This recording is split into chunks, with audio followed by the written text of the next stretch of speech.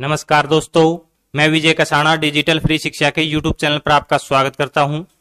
दोस्तों, आज हम आपको ऐसी महान हस्ती से मिलवाने वाले हैं जिनका नाम आपने सुना भी होगा। और साथियों, वो पहचान के मोहताज भी नहीं हैं, क्योंकि हरियाणा ही नहीं देश भर के युवा उनको वो कहते हैं ना वाले सर के नाम से जानते हैं, और वो अब मशहूर भी हो चुके हैं अपनी शायरियों से। हम आपको जीके भाई प्रदीप सर से मिलवाने जा रहे हैं। सबसे पहले हम उनसे ये पूछते हैं कि जो इतना बड़ा स्टार्टअप उन्होंने बनाया है दुरीना ऐप का, तो सर यूट्यूब चैनल और दुरीना ऐप का आइडिया सबसे पहले आपके पास कहाँ से आया? सबसे पहले है तो उसी अंदाज में वो कहते हैं ना, विकल्प बहुत मिलेंगे रास्ता भटकाने के लिए, संकल्प एक ही बहुत है मंजिल तक ले जाने के लिए। नमस्कार प्यारे बच्चों, सबसे पहले आपका और मैं सबसे पहले मेरे जितने भी जीके भाई प्रदीप सर के व्यूअर हैं उनको भी कहना चाहता हूं कि विजय भाई डिजिटल फ्री शिक्षा एजुकेशन से इनका यूट्यूब चैनल है, बहुत अच्छा काम कर रहे हैं। और आप मेरे को सब्सक्राइब करो मत करो, लेकिन सर को जरूर सब्सक्राइब करना। सर मतलब आपके लिए जैसे चेयरमैन साहब का इंटरव्यू भी सर ने कनेक्ट किया था ताकि बच्चों के डाउट्स क्लियर हो जाए। ये सर है ना विजय जी की खास बात मुझे लगी, ये अपने लिए नहीं बच्चों के हित में सोचते हैं। और सर रही बात, आपने पूछा कि दुरीना का स्टार्टअप या जीके भाई प्रदीप सर का स्टार्टअप कहां से किया, तो सर ये मतलब एक, अगर मैं सिंपल वे में कहूं कि एक खेल खेल में हमने एक चैनल बनाया था। और एक सोमवीर भाई आज हमारे बीच में नहीं रहे, मैंने आपको बताया भी था सर।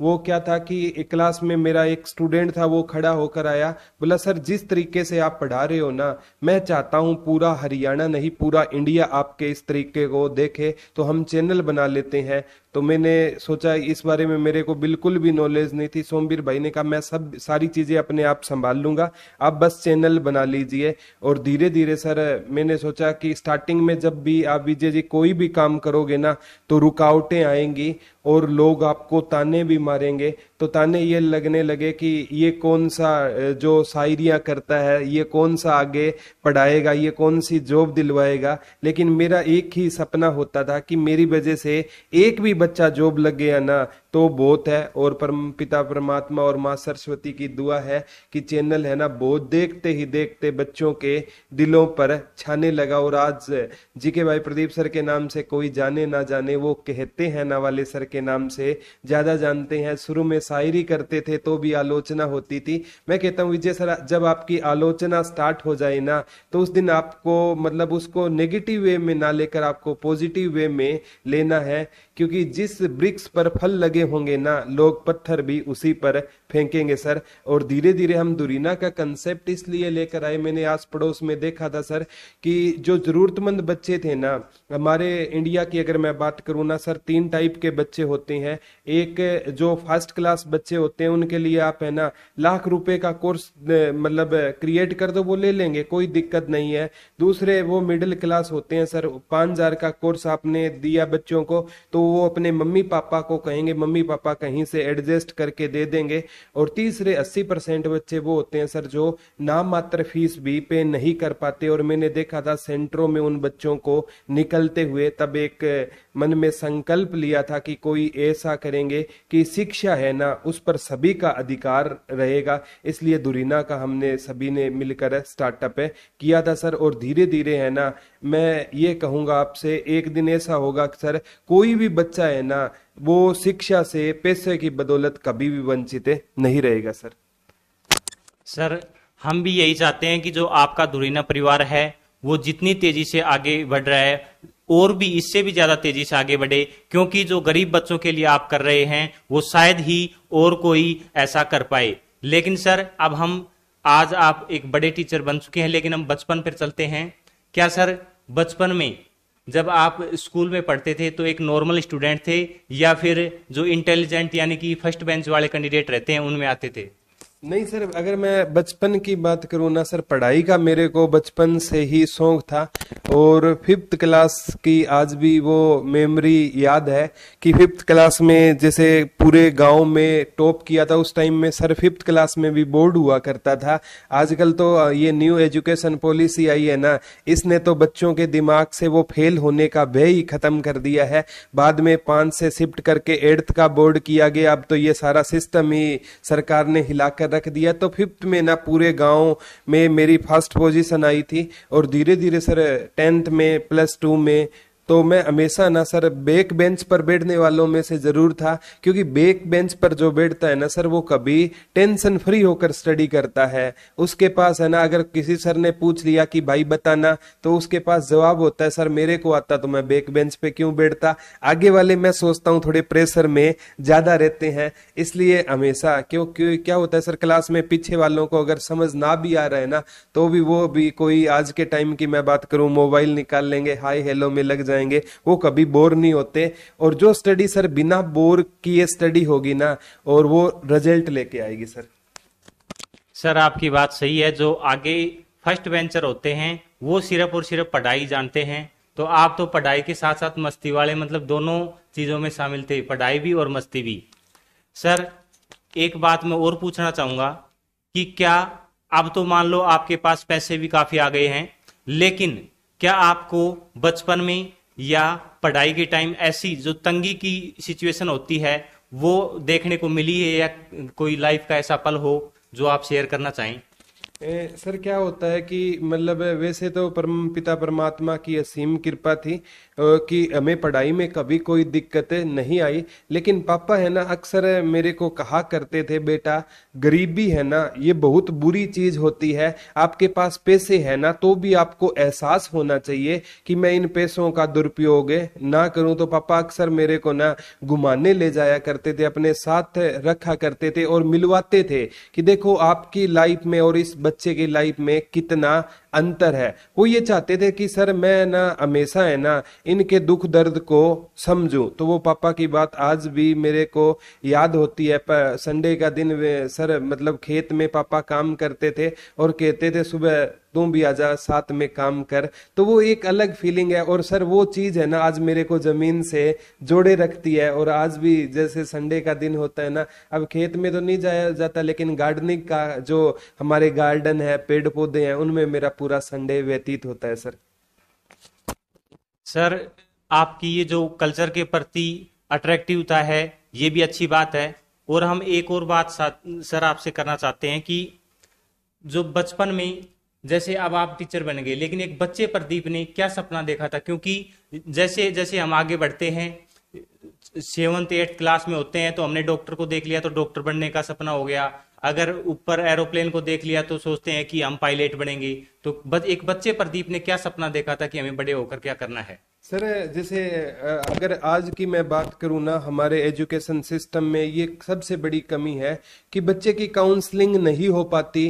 कि और रियल में मैं बताता हूं सर, मैंने ग्रेजुएशन में आकर ना फर्स्ट फॉर्म भरा था और आज के टाइम में तो ग्रेजुएशन तक है जॉब लग जाते हैं। बीए फाइनल होने के बाद, और परमात्मा की दया से वो एग्जाम क्लियर भी हो गया, वो अलग बात है, बाद में वो जॉब छोड़ दी थी। लेकिन मैं कहता हूं बच्चे को ना सपना सर ये था कि मतलब एक मेरा हमेशा ये देखता था कि मैंने एमए इंग्लिश से किया है सर, लेकिन मैं जीके पढ़ाता हूँ। क्यों पढ़ाता हूँ? मेरे क्लास में जब एक राम कुमार सर आया करते थे और वो बिना किताब के क्लास को पढ़ाया करते थे, मेरे मन में होता था कि सर इतना डेटा याद कैसे कर लेते हैं। तो एक दिन ना मेरा भी सपना था कि मैं भी बच्चों को बिना किताब के पढ़ाऊं। तो उन सर ने मेरे को बहुत ज्यादा इंस्पायर किया था एक इंग्लिश वाले स्टूडेंट को इस लाइन में लाने के लिए। राम कुमार सर आज हमारे बीच में नहीं है, लेकिन सैल्यूट है सर, आज आप जहां भी हो ना तो आपकी बदौलत मैं इस लाइन में आया था सर। सर आपकी जीके की बात सही है, आप इंग्लिश से जीके में आए, लेकिन मैं आपका जो जीके पढ़ाने का जो तरीका है सर, जो पृथ्वीराज चौहान की जो लव स्टोरी आप बताते हैं, तो वो इतिहास में जैसे है वो ज्यों की त्यों बताते हैं, या फिर खुद की तरफ से एक ऐसा एडिशन करते हैं जो बच्चों के दिल में उतर जाए ना कि दिमाग में? ये क्या होता है सर, आप पृथ्वीराज की स्टोरी सुनोगे ना, पृथ्वीराज चौहान की स्टोरी सुनोगे ना, हर टीचर सर आपको अलग है पढ़ाएंगे। कोई कहेगा कि संयोगिता अपने नानके गई थी, बच्चों को नानके नहीं भेजना चाहिए, और कोई टीचर किसी हिसाब से पढ़ाएगा। मैं स्टोरी क्या होता है सर, स्टोरी टेलिंग मेथड से ना बच्चा लंबे टाइम तक कंसेप्ट को याद कर पाता है। लगभग मेरे इतिहास की आप वीडियो देखना, स्टोरियों से भरी पड़ी होगी, ताकि वो चीजें है ना बच्चों को, जैसे बचपन में नानी कोई कहानी सुनाया करती थी ना सर, वो कहानी आज भी याद है, और टीचर का पढ़ाया हम आधे घंटे बाद भूल जाते हैं। तो वहां से मैंने चीजें सीखे हैं कि बच्चों को ना, स्टोरी सर आप कोई भी बता दो, लेकिन बच्चे को क्वेश्चन बच्चे का गलत नहीं होना चाहिए। यानी चंद्रवरदाई ने अगर पृथ्वीराज रासो लिखी है तो वो क्वेश्चन गलत नहीं होना चाहिए। इर्द गिर्द चंद्रवरदाई जो भी करता हो उसकी आप कोई भी स्टोरी बना सकते हो, बच्चों को ना एक्टिव रखने के लिए। और मैं हमेशा जब बैक बेंच पे बैठकर सोचता था ना कि कौन सा टीचर है ना वो सभी बच्चों तक रीच कर पाता है, तो मैंने हमेशा ये पाया सर, जो जिस टीचर का एक मजाकिया तरीका होता था ना, तो उसे बच्चे बहुत ज्यादा पसंद करते थे और उसकी क्लास को लगाना पसंद करते थे। और उसी दिन मैंने सोच लिया कि अगर पूरी क्लास में 100 के 100 बच्चों को बांधे रखना है ना, तो अपनी टीचिंग में फन भी लाना होगा, शेरो शायरी भी लानी होगी, मजाक भी लाना होगा। और ये मजाक है ना आप बच्चों, आप सभी के लिए क्रिएट किए जाते हैं ताकि आप है क्लास से जुड़े रहें। सर आपकी जो स्लो मोशन की वाणी है, जो मधुर वाणी हम इसको कह सकते हैं, क्योंकि स्लो मोशन में जो आप बोलते हैं, शायरी से शुरुआत करते हैं, वो तो सभी दिलों के ऊपर राज करती है। लेकिन क्या कभी ऐसा भी हुआ है कि आप पढ़ाते पढ़ाते कोई क्वेश्चन के ऊपर अटक गए हो और आपको जो स्टूडेंट है उनसे सॉरी बोलना पड़ा हो? सर मैं हमेशा बच्चों को कहता हूं कि एक अच्छा टीचर हमेशा बच्चे ही क्रिएट करते हैं। और जीके सर प्रशांत महासागर है, किसी के पास एक लुटिया जितनी नॉलेज है और किसी के पास एक टब जितनी नॉलेज है, क्योंकि हर बंदे का नॉलेज लेवल अलग होता है। सर जीके वाला टीचर होता है वो बड़ा ही बेचारा होता है, उसको बच्चे कहीं भी फंसा सकते हैं। वो पूछ लेंगे कि इस मतलब पृथ्वी पर पहला इंसान आया था, उसकी सर गर्लफ्रेंड का नाम बताओ। अब उसकी गर्लफ्रेंड का सर को क्या पता कि कौन था, या कोई कह देगा सर जहांगीर की 380 पत्नियां थी, नाम बताओ। अब मैं तो कहता हूं आप क्वेश्चन पूछा करो, हो सकता है मेरे को आज ना आए, लेकिन आपने पूछा है ना तो कल मैं रिसर्च करके आऊंगा, उससे क्वेश्चन से संबंधित 10 क्वेश्चन मैं कल आपको नए बताऊंगा। और मेरे को बहुत अच्छा लगता है सर, मेरे को हमेशा एक मेरे गुरुजी होते थे, उन्हीं के नाम से हमने गुरुकुल खोला हुआ है बच्चों के लिए, फ्री गुरुकुल फतेहाबाद में खोला हुआ है। तो उनके पास पढ़ाया करता था ना सर, तो एक एकेडमी से मेरे लिए ऑफर आया था। मैंने सर को कहा सर मैं ये एकेडमी ज्वाइन करूं या ना करूं, आप क्या कहते हो? कहता है बेटा ज्वाइन कर ले, इस एकेडमी में जहां पर तू पढ़ा रहा है ना तो सेम बच्चे होंगे, उनके क्वेश्चन भी सेम होंगे। अलग एकेडमी में जाएगा, बच्चों के नए क्वेश्चन होंगे और वो तेरे को तैयार करेंगे फ्यूचर के लिए। तो तेरे को जहां भी मौका मिलता है ना वहां पढ़ाया कर। तो सर सतवीर सर को आज सैल्यूट करते हैं कि सर आपके ने जो बात कही थी वो बिल्कुल सर राइट है। सर आपने गर्लफ्रेंड की बात की, तो क्या कॉलेज टाइम में आप भी इन दिनों से गुजरे हैं? वैसे तो ये वीडियो घर वाले भी देखेंगे तो आपको बहुत सतर्क होके जवाब देना होगा। नहीं सर, गर्लफ्रेंड की अगर मैं बात करूं तो जैसे वो तो अपने पे डिपेंड होता है ना सर, हम रिश्ते को किस रूप में ले रहे हैं। तो गर्लफ्रेंड को आप, माँ को भी आप गर्लफ्रेंड बोल सकते हैं, क्योंकि गर्ल तो वो है ही है और फ्रेंड आपकी है, तो उसका सर एक रिश्ते का अलग मायना होता है। ठीक है, मेरी बहुत सी ऐसी दोस्त थी जो मेरे को मतलब जिस टाइम है ना 12 की आज ही भी बात याद है, जब पापा हमें छोड़कर चले गए, और उसके कमी से सर आज तक मैं उबर नहीं पा रहा हूँ, चाहकर भी नहीं पा रहा हूँ। तो भी है ना, लेकिन मेरे को ऐसी मतलब दोस्त मिले थे सर, उस टाइम से मेरे को वो निकाल के आए कि पापा का सपना आपको पूरा करना है। और दोस्ती में लड़के भी दोस्त थे सर, लड़कियां भी दोस्त थी। लेकिन हमारे यहाँ समाज में क्या होता है कि एक लड़का और लड़की अगर बात कर रहे हैं ना तो उनको दोस्त के नजरिए से नहीं देखा जाता सर ये बात आपकी सही है। अगर पॉजिटिव थिंकिंग में देखें तो जो गर्लफ्रेंड है वो हम दोस्त किसी को भी कह सकते हैं। लेकिन सर एक बात मैं और पूछना चाहूंगा कि मैंने अभी तक आपके जितने इंटरव्यू से पहले भी कुछ वीडियो देखे थे और वैसे भी हम देखते रहते हैं, क्योंकि आप फनी वे में जो जीके पढ़ाते हैं तो उसके सभी फैन हैं। तो सर आपको मैंने अभी तक कभी भी सोशल मीडिया पे या पढ़ाते समय कभी भी गुस्सा होते हुए नहीं देखा, क्योंकि कमेंट सभी के पास नीचे स्टूडेंट हमारे पास भी कर देते हैं, आपके पास भी आते होंगे, ऐसे कमेंट आ जाते हैं जिससे तुरंत गुस्सा भी होता है, लेकिन मैंने आपको कभी गुस्सा होते हुए नहीं देखा सर। सर इस पे मतलब मैं ना एक बात याद आती है। मैं बबीता मैम के पास गया था जब अपनी ट्विटर ऑफ हरियाणा बुक आई थी। उस टाइम सेकंड टाइम गया था, फर्स्ट टाइम गया था मैं मैडम के बाद जब मैंने 10.5 घंटे की एक क्लास ली थी, शायद सर आपके इर्द गिर्द वो क्लास आई होगी कभी। तो मैं मैडम के पास गया था और मैम से मैंने एक ही बात पूछी थी कि मैम अपा अच्छा करते हैं फिर भी लोग है ना हमें मतलब नेगेटिव क्यों बोलते हैं कुछ परसेंट। तो मैम ने एक बात बोली थी, बेटा जब सुबह हनुमान चालीसा और शनि चालीसा चलती है ना उसमें कोई बुराई नहीं होती, तो उसको भी लोग डिसलाइक करते हैं। और आजकल तो यूट्यूब ने वो सिस्टम ही खत्म कर दिया सर, किसने डिसलाइक किया है वो आपको पता नहीं चलेगा, किसी को भी वो पता नहीं चलेगा। तो मतलब क्या होता है सर, डिसलाइक करने वालों को मैं पसंद करता हूँ, वो सर अपने में इम्प्रूवमेंट है। अब देखो कोई कमेंट किया, इसने ये गलत पढ़ा दिया, ठीक है, तो उसने हमें सिखाया है सर कि इन फ्यूचर अगर मेरे से गलती हो गई तो मैं उसमें इम्प्रूवमेंट करूंगा। मैं हमेशा ऐसे दोस्त मेरे साथ रखता हूं सर जो मेरी कमियां बताते हैं, जो बात बात पे कहते हैं प्रदीप तेरा जैसा कोई नहीं है, तो वो है ना मेरी कमियां नहीं बताएंगे और मैं कभी ग्रो नहीं कर पाऊंगा, ठीक है। तो अक्सर जैसे मुकेश सर हमारे यहाँ बैठे रहते हैं, क्लास के दौरान कोई भी इंसिडेंट हो जाता है तो बताते हैं सर आपने आज ये चीज की है जो ठीक नहीं लगी मेरे हिसाब से। ये कहते नहीं है कि गलत किया, मेरे को ठीक नहीं लगी तो मैं समझ जाता हूँ सर को ठीक नहीं लगी तो बच्चों को भी नहीं लगेगी। तो ये चीजें हर चीजों से इंसान क्या करता है सर, एक इम्प्रूवमेंट है, सीखता है। और जैसे आपने सुना होगा निंदक नेड़े राखिए, क्यों निंदक का होना बहुत ज्यादा जरूरी है सर। और कुछ दोस्त आपके लिए गड्ढे खोदेंगे ना तो उसको पॉजिटिव वे में लेना है। इसका मतलब ये नहीं है कि वो आपको गिराना चाहते हो, वो आपको छलांग लगाने की प्रैक्टिस भी करवा सकते हैं सर। ऐसे चीजों को पॉजिटिव वे में लेना है। सर ऐसे तो आप बोलने में माहिर हैं, और ये बात आपकी सर सही है, पॉजिटिव वे में अगर हम कोई भी चीज देखते हैं तो उसके परिणाम भी पॉजिटिव निकलते हैं। आपसे ये कुछ सीखा है, वो कहते हैं ना कि कामयाब इतने बनो कि आपको रोकने के लिए कोशिशें नहीं लोग साजिशें करें। तो वो सर बात आपकी सही है, अगर पॉजिटिव वे में लेंगे तो सब कुछ आपको पॉजिटिव होगा और आप आगे बढ़ते रहेंगे। और लक्ष्य जो आपने सर माँ बाप की बात की, तो आपको भी जैसे आप बता रहे हैं कि पिता का साया जल्दी उठ गया था, तो सर माता पिता का प्यार होता है वो भगवान से भी ऊपर होता है सर, उनसे बड़ा इस दुनिया में कोई नहीं है। लेकिन मैं एक बात और कहना चाहता हूँ सर, ये कमेंट हमारे पास भी आते हैं कि जो कैंडिडेट हैं काफी फॉर्म अप्लाई करते हैं भर्तियों वगैरह के, क्योंकि हमारा काम ये है भर्तियों के बारे में बताना।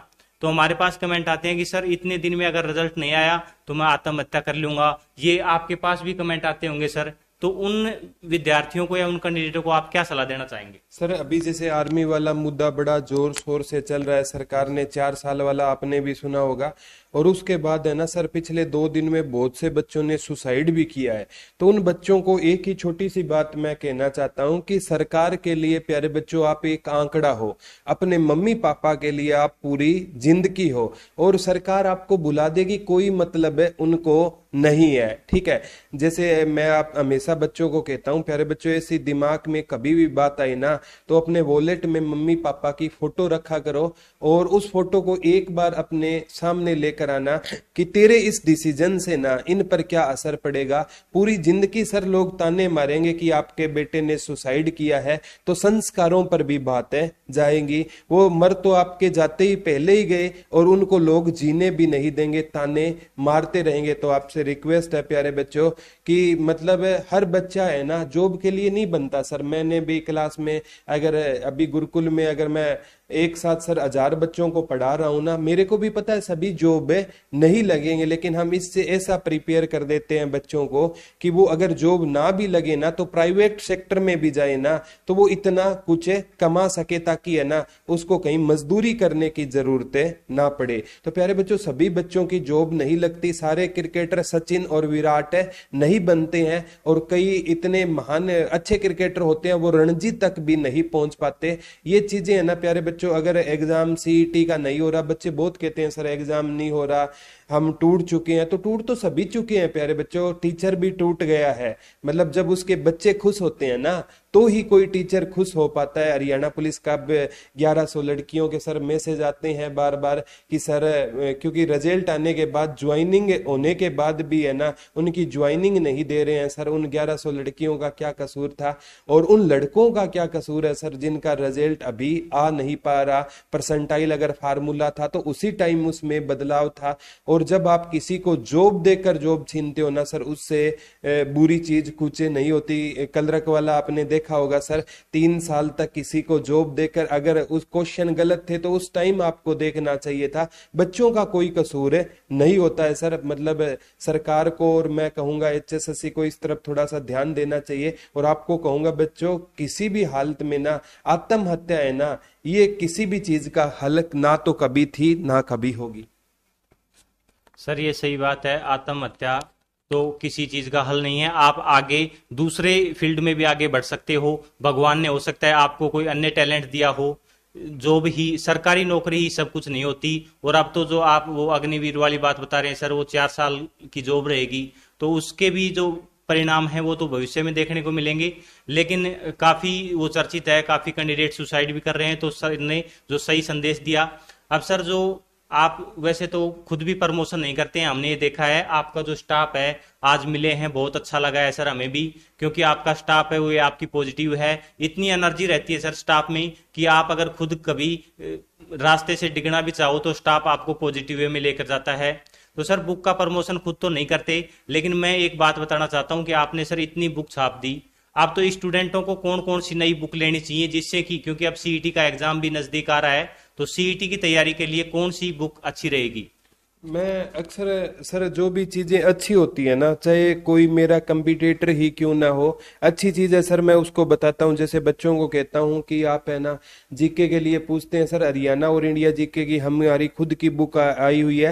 लेकिन मैं कहता हूँ अगर और अच्छे लेवल की जीके करनी, आप SSC गणना चक्कर करो, उसमें ना आपको पता चलेगा। और SSC वाले क्वेश्चन ही सर HSSC में आया करते हैं। और हमारी खुद की अभी सर आपको दिखाई थी HSSC CET की एक बुक है, नई भी आ गई है। लेकिन मैं कहूंगा बच्चों, आप मेरी बुक चाहे मत लेना, आप है ना किसी भी राइटर की बुक ले लो जो आपको अच्छा लगे। मैं कहता हूं बजाय 10 बुक पढ़ने की, एक बुक को 10 बार पढ़ लो, आप है ना आपका एग्जाम क्रैक हो जाएगा। ट्विटर के प्रति सर बच्चों ने इतना प्यार दिखाया कि वो 2 लाख प्लस कॉपी एक छोटे से हरियाणा में सेल होना, ना पब्लिकेशन में हमारा नाम था, लेकिन बच्चों का इतना प्यार था सर। मैं कहूंगा बच्चों कहीं से भी पढ़ो। मैं एक ऐसा टीचर हूं जो कहता हूं हरियाणा का हर एक यूट्यूब चैनल आपको सब्सक्राइब करना चाहिए। पता नहीं कौन से चैनल की वीडियो आपकी लाइफ में बदलाव ला दे सर।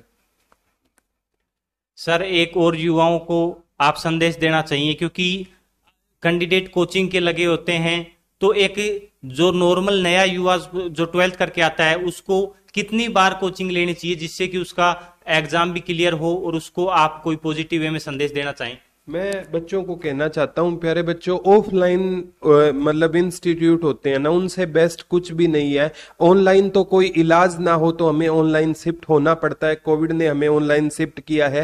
पहले मैं न्यू कमर को कहूंगा कि आप है ना पहले कोचिंग, ऑफलाइन कोचिंग ज्वाइन कीजिए, कम से कम है ना 6 महीने वहां पर आप प्रिपरेशन कीजिए, और उसके बाद आप ऑनलाइन में आ सकते हो। क्योंकि वहां पर आपको क्या पढ़ना है, कैसे पढ़ना है, वो टीचर बता देंगे सर। और मैं न्यू कमर को कहूंगा कि ऑफलाइन है ना वो आपको जरूर ज्वाइन करना चाहिए। और सारे बच्चों को यही कहूंगा प्यारे बच्चों, आज से ही NCERT की जो 6 से लेकर +2 तक की बुक्स आती है ना, उन पर पकड़ बना लो। HSSC तो क्या चीज है, आप UPSC तक है निकाल दोगे। आज से हैबिट बना लो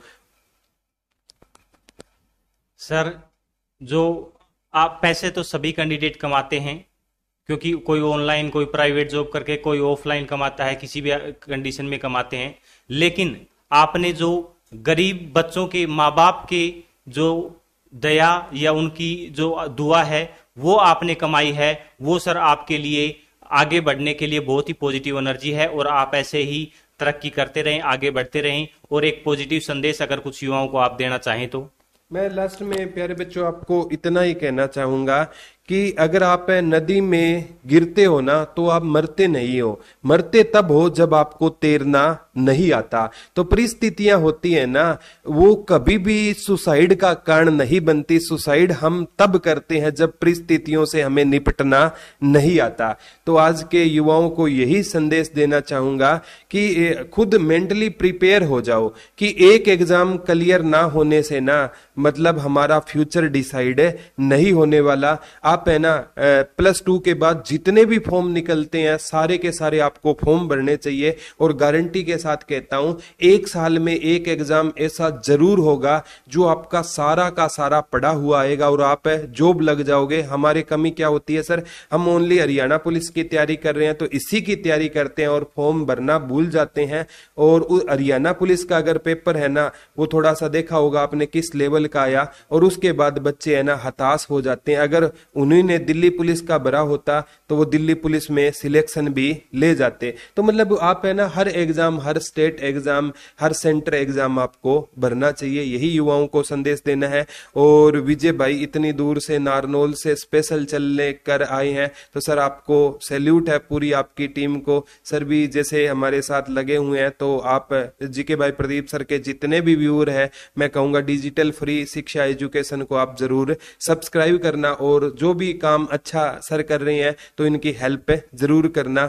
और आपसे अंत में वही शेरो शायरी के अंदाज में कहना चाहता हूं और अपनी वाणी को मैं विराम दूंगा, ठीक है। और गालिब हमेशा कुछ कहना चाहते हो सर? सर मैं यही कहना चाहता हूं कि जो इतनी दूर से आने की आपने बात कही तो सर वो तो ये है कि आप दूरियां मिटा देती हैं जब दिलों की जो मजबूती है या आपका प्यार है। तो सर जब आपका प्यार है तो वो इतनी दूरी इसमें मायने नहीं रखती कि हम कितनी दूर से आए हैं। और हम तो आपसे यही चाहेंगे कि बड़े भाई के तौर पर आप हमें आगे बढ़ने के लिए और भी जो अन्य फील्ड में भी जो रास्ता दिखाएंगे तो और भी अच्छा होगा।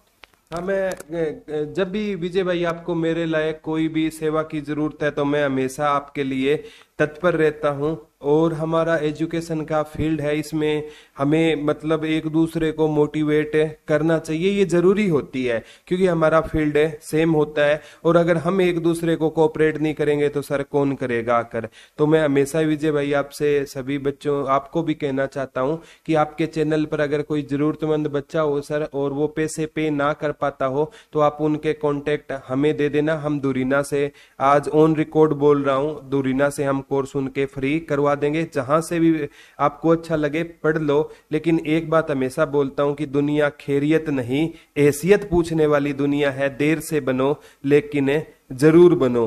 और वही बात है, मोटिवेशनल शायरी के साथ मैं इस वीडियो का समापन करना चाहता हूं कि जो दूर से निशाना ना लगा सके वो बाज नहीं होते, और कायरों के सर पर कभी ताज नहीं होते, और वो ढूंढ ही लेते हैं अंधेरों में अपनी मंजिलें, क्योंकि जुगनू कभी रोशनी के मोहताज नहीं होते।